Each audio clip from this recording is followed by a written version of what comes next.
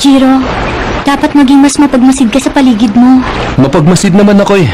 Kung hindi ako ganun, mahihirapan ako sa pagbabantay ko sa'yo. Hindi yun ang ibig kong sabihin. Paano ko ba ipapaliwanag? Sa palagay mo ba malakas ang tubig? Ano? Ang tubig? Hindi. Ang ilog? Palagay ko malakas ng konti ang ilog. Eh ang karagatan, Jiro. Ano sa palagay mo? Tingin ko ang karagatan ang pinakamalakas sa lahat. Pero hindi naman talaga mahalaga kung malakas o mahina ang isang bagay, hindi ba? Sa laki at lawak ng dagat, hindi naman mahalaga kung malakas ba yun o kaya naman mahina.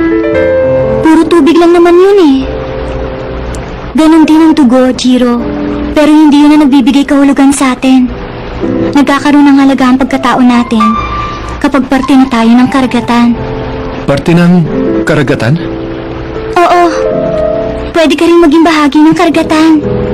Gagawin ko makakaya ko.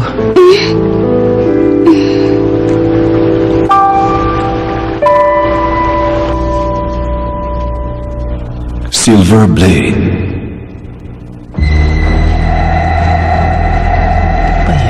Ano kayang nangyari? Bakit kaya nasunog ang kwartong yun? Wala bang Christmas yan? Mimi ko! Mabuti na lang. Ano ba sinasabi mong mabuti dyan? Napakaduwag talaga ng isang yun. Pero, tingnan nyo. Hindi ba ang kwarto ko lang ang nasusunog sa buong building? Palagi ko pa namang nilalait na ng apartment na to. Hindi ko alam na matibay palang pagkakagawa. Natutuwa tuloy ako ng sobra. Anong sinasabi mo? Huwag kang umiyak, Kotaro. Pero Kuya Jiro, nalulungkot ako. Hindi umiiyak si Mimi ko ngayon. Kaya wala kang karapatang umiyak dyan, Kotaro.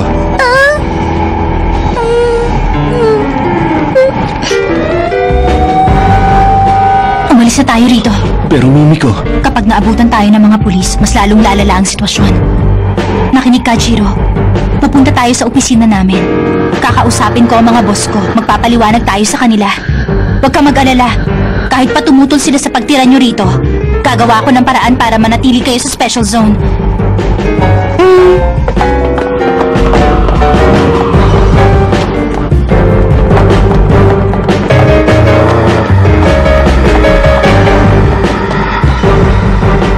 Kaya naman ngayon, August Weiser, ipapakita ko sa iyong totoong kahulugan ng pagiging isang Black Blood.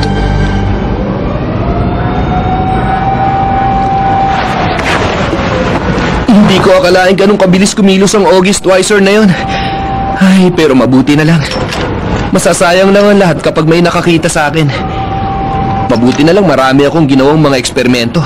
Pero dahil malaki ang kinalaman dito ng Silver Blade, hindi pwedeng basta ko na lang ito pabayaan. Palagay ko, kakailanganin ko na naman ang tulong mo. Okay, Yapori? Nandiyan ka ba? Bakit bigla na lang nawala si Yapori kapag nalaman ito ni ate? Patay na! Hello? Oh, Ate Gasa! Kumusta ka na dyan?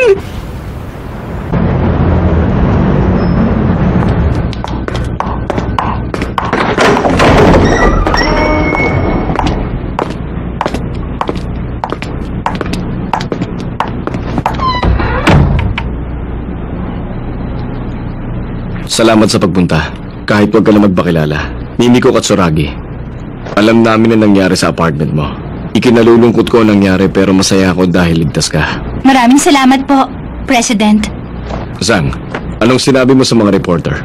Sinabi namin sa kanila na sumingaw na gas ang dahilan. Sinabi rin namin na naglalakbay ngayon ang mga nakatira doon. Naniwala naman sila. Mimi ko, ikinalulungkot ko. Parte ng trabaho ng compromiser ang madami sa gulo. Mananahimik ka na lang ba dyan? Wala ka bang sasabihin? Kahangalan ng ginawa ng Silver Blade na pagbuhay sa kanya. Tama, tumalon sa ilog si August Weiser. Sana tinapos na lang niya ang lokong yun. Wala naman siyang kwenta eh. Napakayabang mo talaga! Tumahimik ka. Hindi ko naman siya tauhan eh. Bahala siya.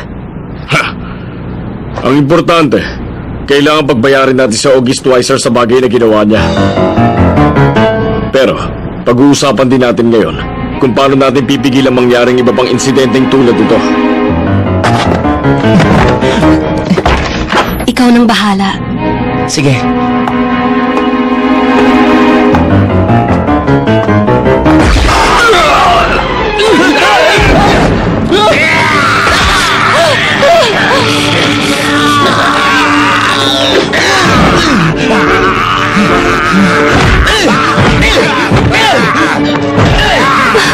Anong problema, Janaway?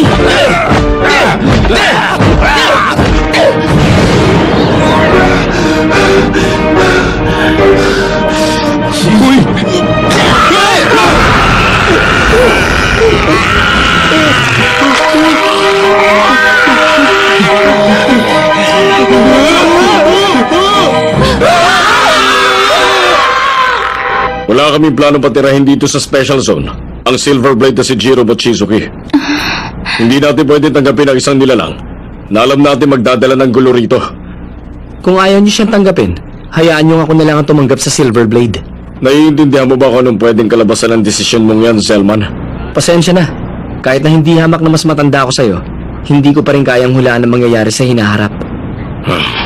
Nakakapanibago yata to. Kadalasan, hindi ka nakikialam sa mga ganitong klaseng pangyayari dito. Nagkita kami kanina at palagay ko isa siyang interesanting vampira.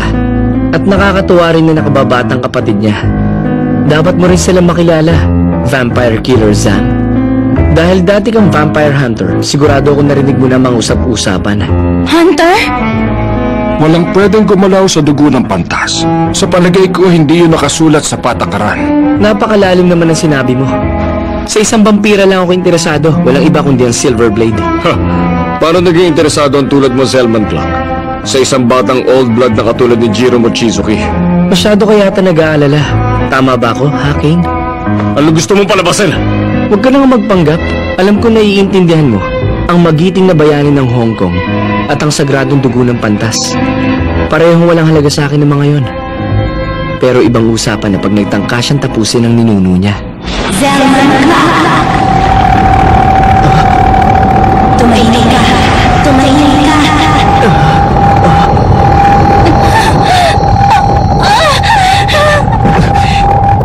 Master Yu, huwag po masyadong malakas. Pasensya na. Ayos ka lang, Mimiko? Opo. Bawal kayo dito! Nasa loob ng kwarto si Mimiko, di ba? Si Kotaro yun. Ayos lang, pumasok kayo! Nandito ka lang pala! May malaking problema tayo! Ano nangyari? Bigla na lang umalis si Kuya! Alam mo ba kung saan siya nagpunta? Sabi niya meron siyang tuturuan ng leksyon. Nakangiti siya, pero nakakatakot ang mga mata niya. Aray! Akala ko siya lang ang nakakatuwa. Nakakatuwa rin pala ang kuya niya.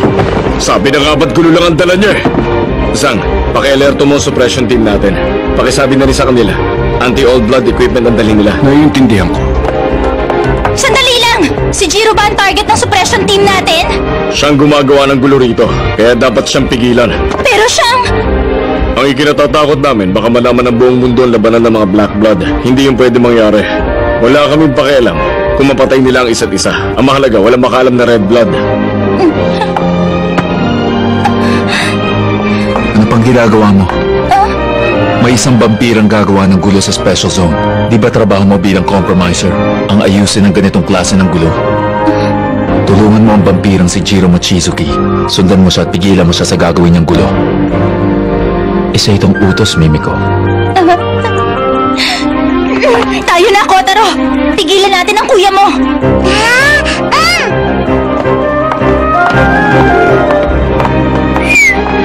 Nakakaaliw naman siya. Nga pala, Jinay. Ano yun? Balita ko ikaw ang pumili sa kanya para maging compromiser ng Silver Blade. Nagkataon lang ba na talagang wala siyang ginagawa ng mga oras na yon? Siguro, hindi ko rin alam, Zelman. Gabing-gabi na nun at wala rin akong kaanong tulog. Kaya hindi na ako nakapag-isip. Mauta ka talaga. May pag-uusapan pa tayo. Tungkol saan? Gusto kong pag-usapan na natin ang talagang ipinunta natin dito. Hindi ba nandito tayo ngayon para pag-usapan ng tungkol sa Silverblade? Hindi natin may pagkakailang sensitibong usapin ang tukol sa kanya. Pero siyang problema natin ngayon. Sino yan? Si Johan Chan. Sinubukan niyang pumasok dito pero napaslang din siya. Isa siyang Kowloon child.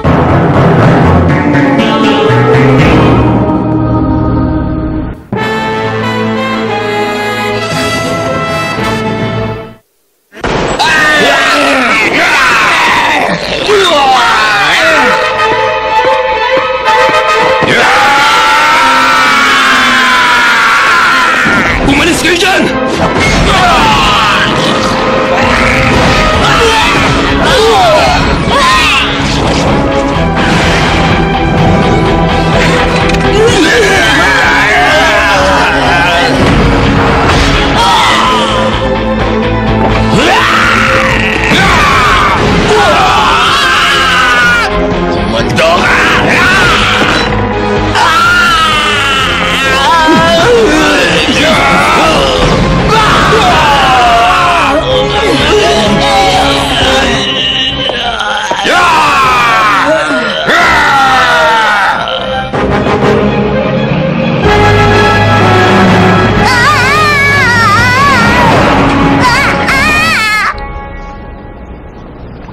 Naiintindihan ko, aking kapatid.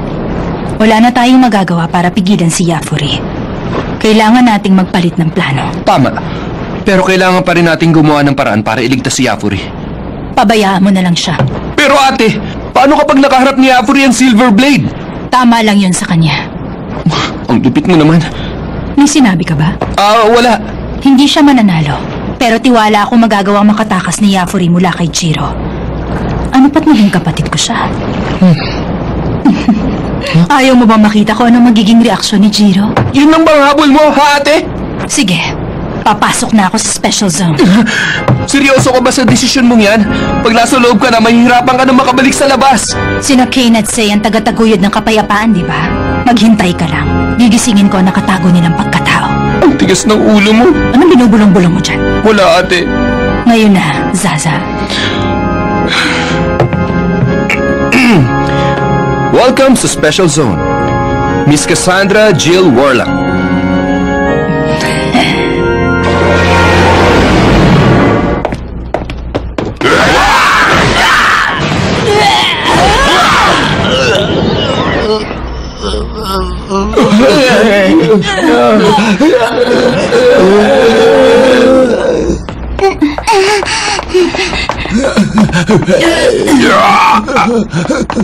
Kumusta, Mimiko? Jiro, nilabanan mo ba sila dahil sa nangyari sa apartment? Hindi mo na kailangan magpasalamat. Sira ka ba, Jiro? Bakit mo ginawa ang bagay na to? Dahil dito ginawa mo lang na mas malala ang sitwasyon mo. Sabihin mo, bakit mo to ginawa? Para turuan sila ng leksyon. Anong ibig mong sabihin? Ipinakita ko lang sa kanilang pwede mangyari sa kanila pag nilabanan nila ako. Hindi mo dapat ginawa yan! Nasa special zone ka ngayon! Habang nandito ka, hindi mo kailangan makipaglaban! Hindi rin naman ako sigurado kung magtatagal nga kami rito. Posible yon! Maniwala ka sa akin! Nangako ako sa'yo, hindi ba? Pero hindi niyan mababagong sitwasyon namin ni Kotaro. Sabihin na lang natin na namatay ka dahil sa naganap na pagsabog sa apartment mo kanina. Siguradong ikagagalit yun ng gusto ni Kane at Sei. Sa mga oras na to, malamang abo na si August at lahat ng mga tauhan niya. Magsisimula na matakot ang lahat ng mga lumalabag sa kasunduan at muling manunumbalik ang kapayapaan sa Special Zone. Masaya sana kung mangyayari yun. Sang-ayon ka ba sa sinabi ko? Mimiko, ayokong makitang mamatay ka dahil naging malapit ka sa amin. Humihingi ako ng paumanhin sa lahat ng ginawa kong gulo. Nangangako akong ito na ang huli. Iiwan na namin ngayon ang Special Zone. Hindi pwede.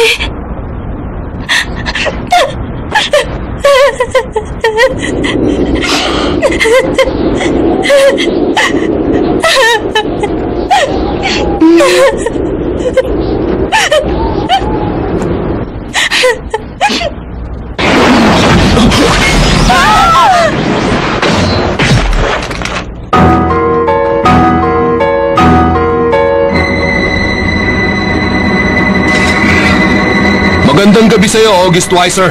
Pasensya na pero ang pangit ng naisip mong entrada. Matapos namin pag-aralan ng sitwasyon, napagdesisyonan namin may balak nga siya pumasok sa Special Zone. Meron kayo nag-imbita sa kanyang pumasok sa Special Zone? Kapag nakapasok sa barrier ang isang Kowloon child, malalaman ba natin ang pangyayaring yun? Imposible yan. Walang ganong klaseng kapangyarihan ng barrier na ginamit ko rito. Parang ang hindi yung nagsisilbing harang, kundi isang kulungan para sa kanila. Kapag may mga nakapasok na Kowloon children, mapipilitan na silang manatili rito. Salman! Bakit? Hindi, nandito pa kami. Ano? Anong ibig mo sabihin? Uy, sandali! Huminahon ka, sayo ka! Salman! Kanina, nabuhay yung isa sa mga taong sinipsipan ni August ng dugo. Pagkatapos, Kinaganyan si Janaway pagkatapos parang nabaliw siya. Tapos binaslang niya ang lahat ng mga kasama niya. Naging ako silang lahat. Ano bang ibig sabihin ng nangyayaring yun? Huwag mo sabihin. Si Janaway. umuwi ka na, sayo ka. Magpahinga ka na. Sige. Meron lang akong gustong linawin. Sigurado ko ba na sinipsip ni August ang dugo ng lalaking yun? Oo, sigurado ako ron. Sige, magandang gabi. Tawagan mo ang commander ng suppression team. Papalitan mo ang gamit nila ng anti-Kowloon child. Oh, Master Yu! Ito ang nakatadhana. Sinabi to ni Jiro. Bilis, may oras pa. Ngayon ko lang naramdaman ang masarap na pakiramdam na to. Kahit nung naging vampira ako, hindi ko naramdaman ang ganitong klaseng kalayaan. sumagot ka. May sumipsip ba ng dugo mo? Anong ibig mo sabihin? Hindi mo ako maloloko. Marami na akong pinaslang na mga katulad mo sa Hong Kong. Kahit magkaila ka, hindi ako pwede magkamali. Tama ang hinala ko. Alam ko na. Ganito ba ang pakiramdam na maging Kowloon child? Sinong kumagat sa'yo? Pasensya ka na pero walang kumagat sa akin. Kung ganun, paano? Hindi na mahalaga ang bagay na yon.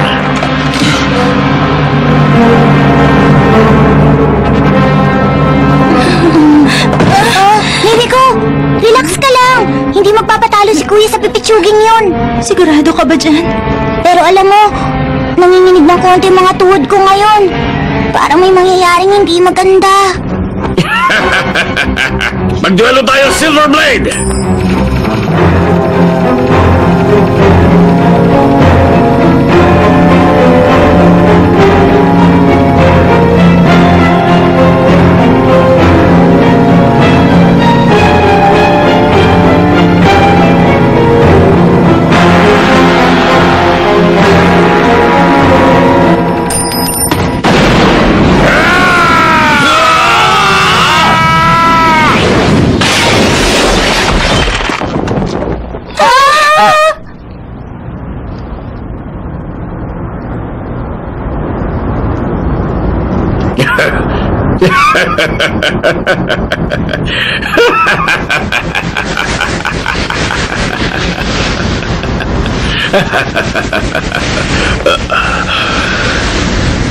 Kahanga, Silverblade.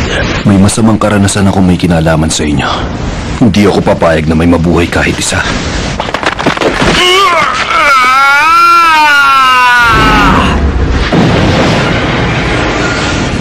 Napahanga mo rin ako sa pinakita mo.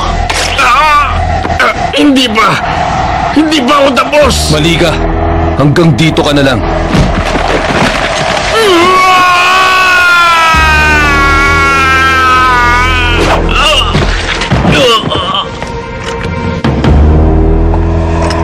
Ininom ko ang dugo nila. Ano ka mo?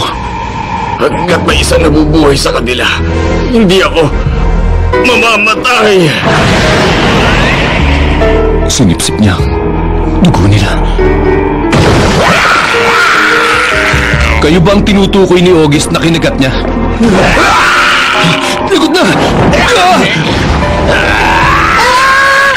Mimiko! Kotaro!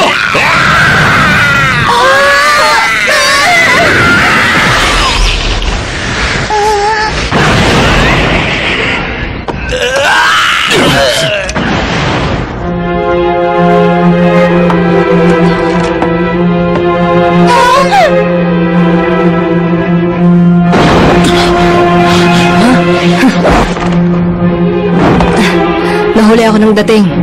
Magpakilala ka. Ikinagagalak kitang makilala, Jiro Mochizuki. Tagapaslang ng vampira, bayani ng banal na digmaan, tagapagbantay ng isang old blood, ang sagrado at iginagalang na pantas na si Alice Eve. Isa kang Kowloon child, hindi ba? Isang direct descendant. Oo. Yafuri Chao ang pangalan ko, Silverblade. Noong banal na digmaan, kasabay ng ilang kalahi ko, natanggap ko ang halik ng kadiliman mula sa aming ama. Gusto ko ulit makita si Jiro. 10 taon nang sinasabi yun sa akin ng ate kong si Kasa.